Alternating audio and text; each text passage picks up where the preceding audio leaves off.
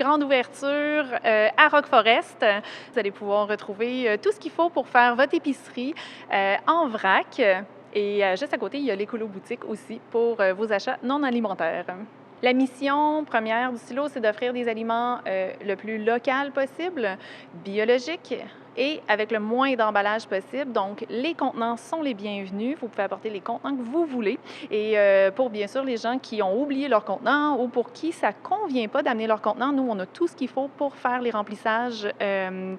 Donc, on a des sacs en papier, on a des petits gobelets aussi là, pour le vrac liquide. En créant le silo, je voulais offrir d'abord des aliments qui sont le plus local possible, donc de nos producteurs de la région et ou du Québec.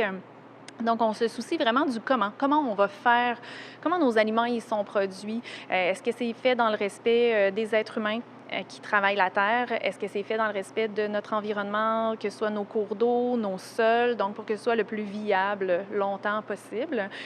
Donc, à Rock Forest, moi, quand je suis dans l'Est, je me le faisais demander au quotidien. On se faisait talonner à tous les jours pour ouvrir une succursale à Rock Forest. Donc, le silo, c'est quand même une épicerie qui est de proximité. C'est une épicerie de quartier. Donc, ça faisait comme pas mal loin pour les gens de Rock Forest de venir jusque dans l'Est pour faire leur épicerie, que ce soit au quotidien ou il y a des gens qui viennent dans l'Est à tous les jours faire leur petite épicerie. Donc, voilà, fait qu'on voulait vraiment avoir une offre pour Roquefort, pour cette clientèle-là. Grand jour, notre petit bébé de Rock Forest va naître demain matin à 9 h.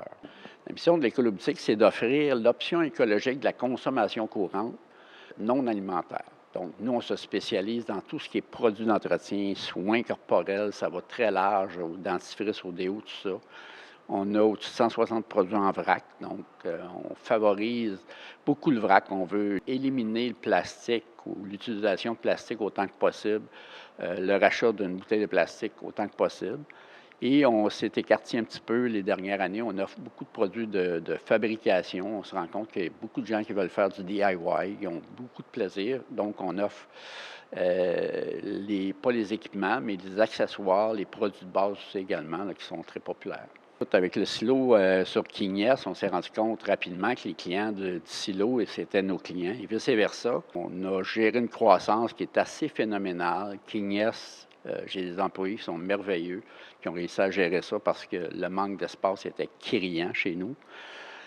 Et définitivement, écoute, c'est incroyable. En 5 ans, on a triplé notre chiffre d'affaires. On a le vent d'un voile, comme on pourrait dire.